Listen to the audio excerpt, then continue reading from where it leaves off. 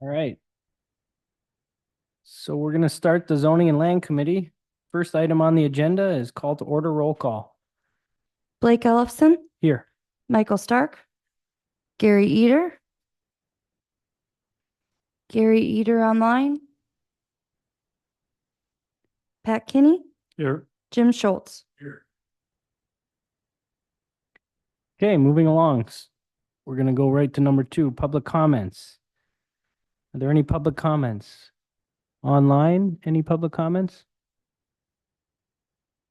Okay, we'll ask a couple more times. One more time. Online, any public comments? There's nobody here. So I don't see any public comments here. Is anybody online? Last call for public comments. Hearing none, we'll move on to the approval of the agenda. Would anyone like to make a motion? This is Pat. I'll make a motion to approve as presented.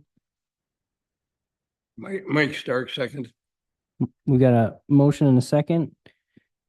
All those in favor, say aye. Aye. Any opposed? Okay, approve the agenda. Moving on to number 4, approval of minutes. Oh, we've got a newcomer, Mr. Ader. So we're a full house today now. We'll let him get set up, but we're on approval of minutes. Number 4, is there anyone who'd like to make a motion of approving the minutes?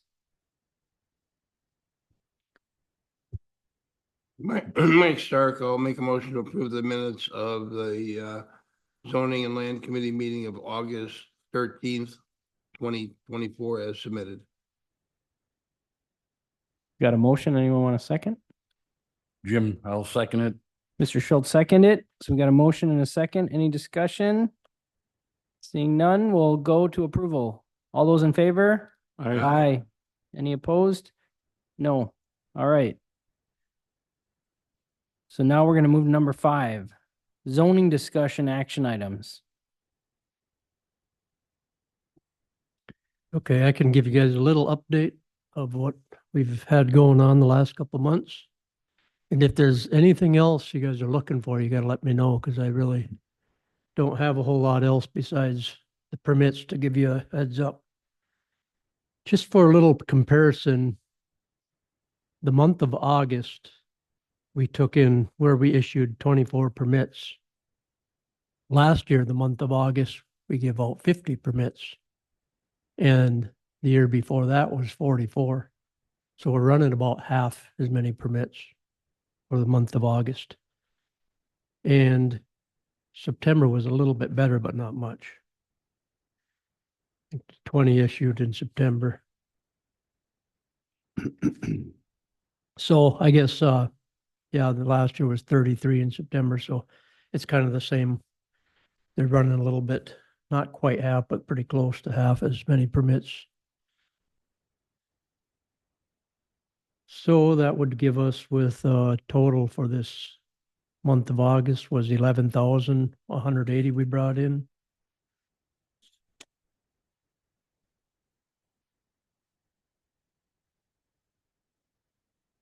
And month of September was 6,245 that was deposited.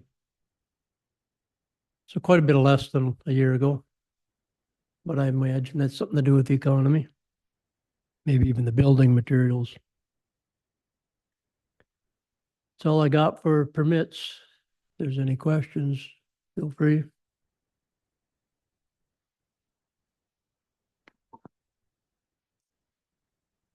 I don't see any questions. It doesn't look like. I guess it kind of makes sense, and it's tracking. Interest rates have still been elevated. Costs have not come down. Some of the material costs, but the labor costs and everything else have been high. So constructions have probably slowed. Dan Grady kind of made a comment about net new construction kind of hampering Ashland County because it's so low. It really limits our ability to increase the tax base. So I guess if there's any ideas for anyone to kind of get development jump started, we should be discussing them. I know it's probably a finance economic discussion, but in the zoning, if we can improve construction processes. So that's all that. Looks like we can move down to the Hudson Bay updates. So the Hudson Bay Dam, the latest has been that, and I don't know how much you guys remember or what all you know about that Hudson Bay Dam, but of course we found out the county owns it. And once we found out that, we have to keep up with the state standards of keeping an eye on it and keeping it maintained. So we finally got the road, our highway department got the road access in there. It's all completed right to the dam. And they power washed that dam and it looks really nice. It's a pretty good looking dam. Looks good for built, I think it was built in 67 or 69 or something.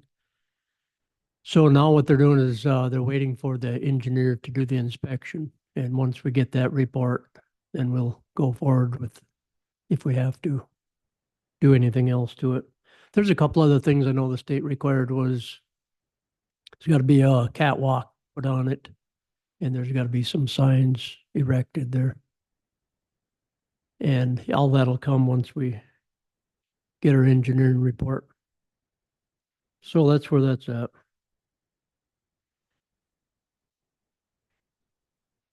Any questions about the Hudson Bay Dam? Pat? So the county has an easement to the property, correct? Yeah. Is that easement, if I recall, is limited only to county employees and contractors Yep. as necessary to do what's necessary, and otherwise, not open to the public? Right. Okay. And they also, it's the Ulatilla family.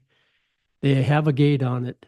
And I believe they gave a key to just the highway commissioner, but they requested even every time anyone wants to go in there that they let them know. So that's kind of, I think that's just a verbal agreement they got with them. So yeah, it's not open to the public. The driveway goes right through their yard. They got a kind of a campground set up there and it's a nice little spot on the river. So you can see why they don't want to just open it to the public.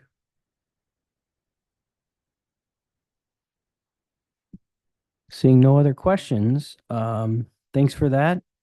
Looks like we're gonna move to number 6, land description, discussion, action items.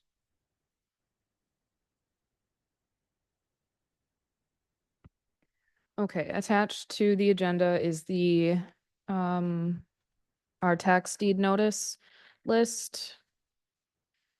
So this is our list of properties and owners that we send notice to by statute that they have delinquent. I believe we're working on 2021 taxes.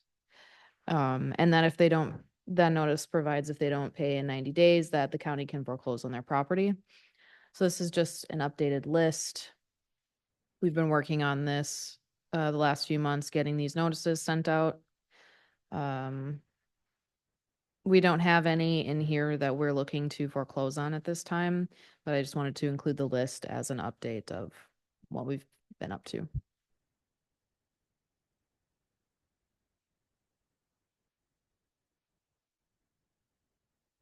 Does anyone have any questions about the property subject to tax deed?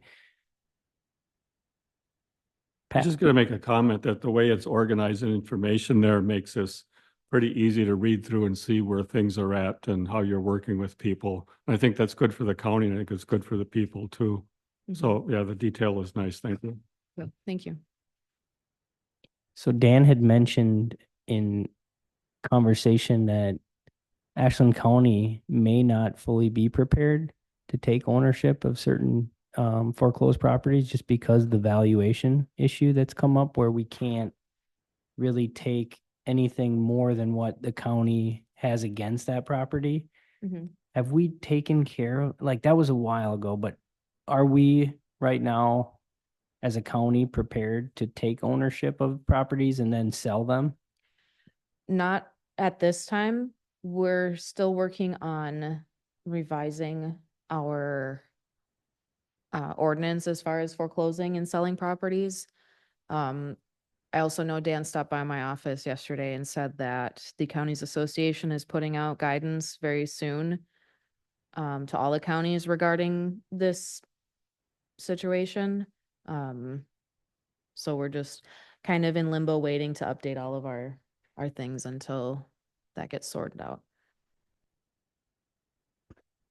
And one other item, when we talked about, I think the last meeting, I had just brought up the idea of possibly changing from a 2-year cycle to like a 5-year to kind of tie towards like what Bayfield County is doing as far as, well, what it really would do, it would allow you to spend less time on properties and our county would be charging more fees and interest on properties. And so, I think we should do some sort of analysis possibly to see if that would benefit Ashland County. And I'm not sure if I would do that or who maybe helping you, just talking to Bayfield County. I just think that if it would make our lives easier and it would make more money for the county long term, it's kind of a win-win. And there's got to be some sort of reason why we're on a 2-year cycle Mhm. versus their 5-year. And I guess maybe just understanding that. Yeah, so Bayfield County uses the in rem process, which goes through the courts, and we use the tax deed process, which is just sending notice basically, and it's all written out in the statutes. So any county that does the tax deed process is on the same schedule as us. And that differs from the in rem process. But we could certainly look into not serving or not sending those notices right away at the 2.5-year mark. We could wait a little longer, but It was just an idea. okay. Well, thank you. Mhm. Does anyone have any other? Pat's got a question. Well, in regard to that issue, do you have data where you could summarize over, a period of years, say 5 years, 3 years? Once you get to that 2.5-year mark, if people are given more time, what percent are actually paying their taxes in full and keeping theirs? And does it vary with, say, open land, forested land, houses, within the city of Ashland, outside, that sort of stuff? It might give us a better idea of, if we give people time, what type of properties people eventually do pay for. So one of the things I think about, I remember, years ago, when I first realized that the county can take somebody's land, grew up out in a farm, and I realized, my God, they're going to lose, their land and whatever. And that really bothered me. It still does. So one of the things I think about is we have people, especially in the rural areas, who have deep roots in this area. Land's been in the family a long time. They're part of the community. It's all part of the culture, when you have a group of people with families connected and been there. To the extent that we can work with people so they can keep that land, we help to maintain the fabric of that community, the social fabric of it, as opposed to if the land gets sold outside of the family, now you probably have an outsider coming in many cases, and it has this impact on a community that we might not think of when we lose people who have been there. So I think there's more than just when can we take it and the money. I think there's the impact on the community. So this giving more time, if we have data that you can, accumulate over a period of time, especially things like forested land or ag land, if it turns out that in many cases, it works out for the person to keep it, I think there's value to that beyond the dollars and cents. But meanwhile, they are paying the 12%, on I think it's 12 or 18, I it's guess, 18. 18. Yeah, I mean, so it's not like the county is losing money by waiting. It's still financially reimbursed, to the county through those fees. So, I think ultimately you're right. The county isn't looking to take property back. And I think that's what I'm like, if you give people longer time, that gives the county additional runway to work, I guess, with that borrower, or them more time to come through, not borrower, but taxpayer. Okay, well, sorry to subject you to that again. No, that's okay.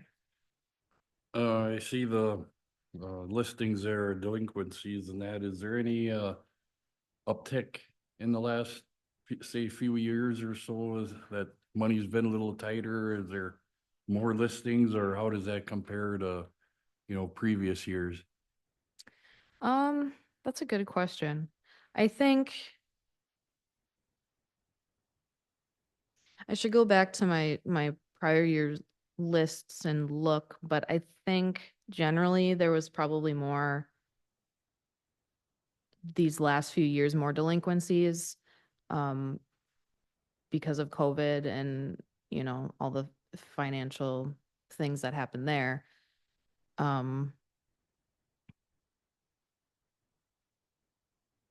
But I mean, yeah, it's a little bit more, during like the 2020 tax, 2021 tax, but um, not alarmingly so, not like, hundreds more, I guess.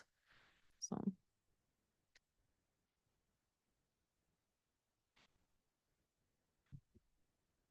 Anybody got any other questions? Looks like we are done on land description, so thank you for that. Moving right along to land records.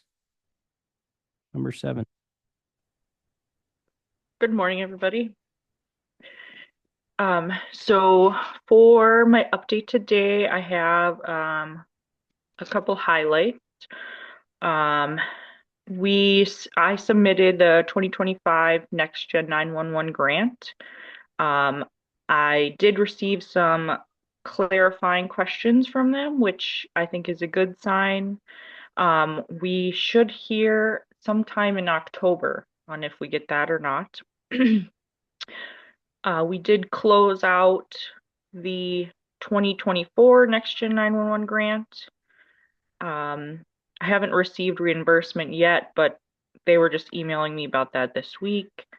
And we wrapped up the project for the 2023. And so I have 2 months to close that out. I'll probably get that closed out this month though. Process that out.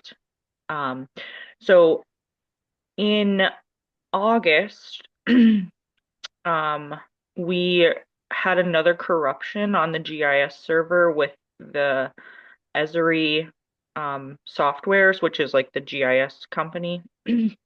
So immediately, I did not want to have downtime again for the public, so I copied some static data over to Esri's cloud platform, ArcGIS Online, and I built the public maps and got the what they call experience builders built, which is just like the website format.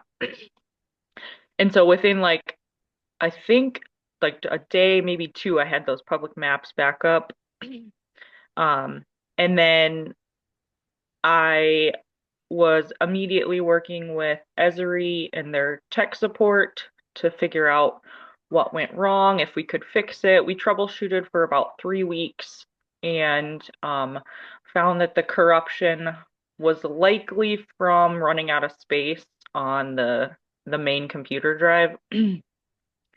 And so after that, I took about a week and I considered the options on if maybe ArcGIS Online, their cloud platform, could fulfill our needs for the county, or if we should continue with the enterprise, because that's 2 corruptions in 2024, which has really set my workload back, along with, Jennifer's and a few other people. So I talked to a lot of people, I talked to staff, and then I talked to a lot of people in the GIS world and Esri specifically. And we ended up having a meeting and determined that with our current workflows, you cannot replicate that on the cloud. So we took Esri's advice and we decided to go with a vendor to help us set up that GIS server, which back in 2019, we also had a vendor set up the original server. But we had made some changes, IT had made some changes, and it had to be rebuilt. So it was kind of more of just in-house built at that point. So I managed to find a company that could kick off within a week. a lot of the other companies were telling me it would be 2 months before they could work on ours. So I was really excited to kick off with this company, Avinion, and we have a contract with them for another project. So I kind of knew them. And yeah, we're on week 2 of that. Taylor Foley is the IT person working with me directly on that project. Taylor got them access, I think it was Friday, and they started installing stuff yesterday. So their projected timeline was a week and a half, I think, 2 weeks. So I'm really hoping that we can get that server functioning again by this Friday. And that will mean that Jennifer can edit parcel lines again, and that I can edit the address data solution, and that our grant contracted vendor Datamark can edit our data sets again. So excited to get that moving along. I have been writing the land information plan, which is a 3-year plan. It's pretty much copy paste from the previous plan, besides updating any data sets and updating any questions that the state had for us. They provide a really nice template to fill out. That'll come to you guys probably at our next meeting, or possibly the next one, just depending on how the timelines fall. First, it'll go to the Land Information Council, then to you guys, and then to the county board. So the other big project I've been working on is the Joint Dispatch Center, Ashland Bayfield Center. And we kicked off with Motorola, which is going to be our new CAD provider. The GIS portion of that, they are having the initial build done in November, I believe. So kind of ambitious timeline to me, but we'll see if they can get that done. I think the actual go live with the CAD system is the week of March 3rd in 2025. So we have a lot of time to adjust that map as needed. As for Ashland side of things, we did upload our roads and addresses to the Geocom hub. That came back. We had been trying to upload it for about 2 weeks, but we finally got the field mapping correct. And so we got that report back, and Datamark will begin processing those critical errors first. Once the enterprise portal is back up and they can work directly in our data again. No, I don't see any issues right now with timeline on that. As long as Avinion can get us going within this week or early next week. And I have been trying to reach out to everybody to gather speed limits for routing tools of Motorola. So I think dispatcher is going to be pretty excited about that. They can type in an address and tell it which squad car they want to go to it, and it'll give them step-by-step directions. So that'll be major for dispatch, because at this moment in time, they have to rely on going to Google if they need direction. Yeah, and that kind of sums up a really high-level report of the last couple months. Any questions on any of that?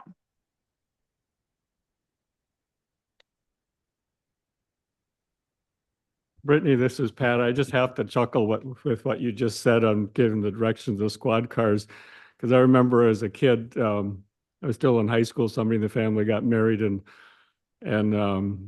after the wedding, and we went home and milked, and then before the reception, we got a phone call saying there was dynamite in the mailbox.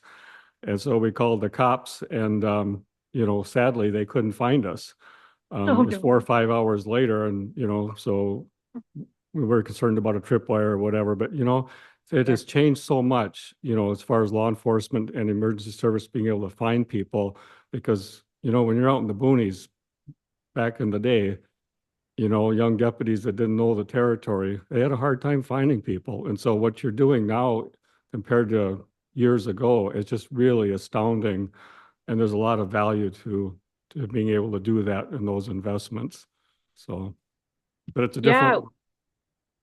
different, Since 2019, I've really been involved in the sheriff's department mapping, and I took them from having like a cookie cutter of Ashland County to having all the surrounding counties. And then I had a dispatch um, supervisor at the time. He's now patrol, Dave McGuire. He spent a lot of time building out a map of all the data I was providing him. So now they've got all of the surrounding counties and all the surrounding county roads, and the counties are labeled, and it's night and day difference from what we've had even 5 years ago. So.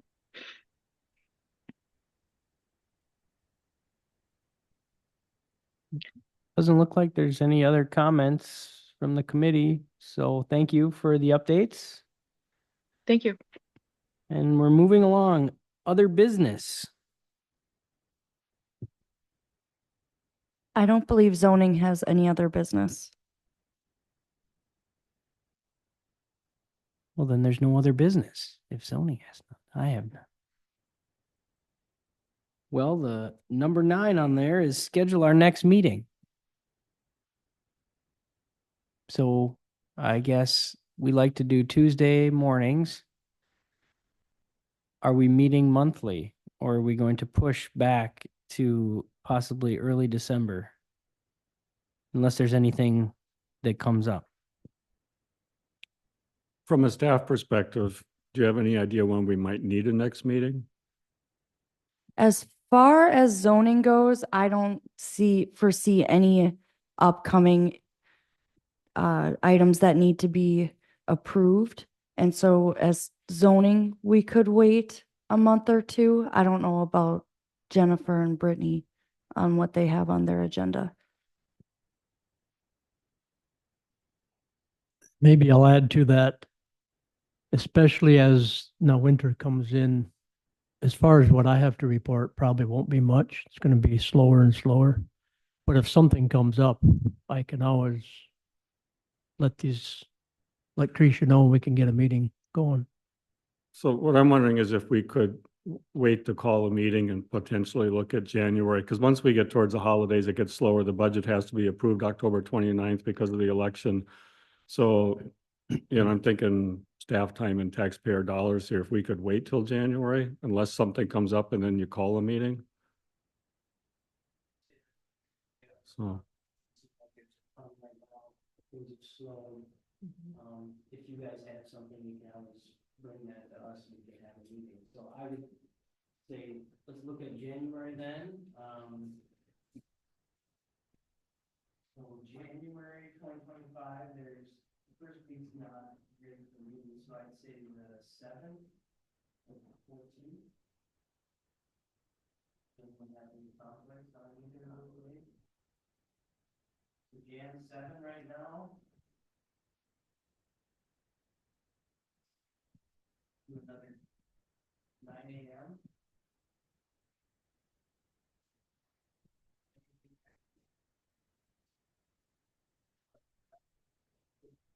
Next meeting, January 7th, 2025 at 9 a.m. Number 10, normally starts on.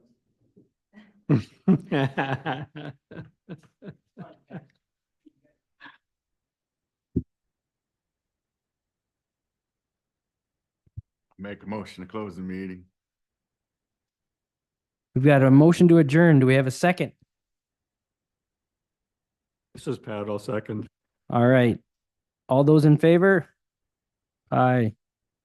Those opposed? All right, we're adjourned.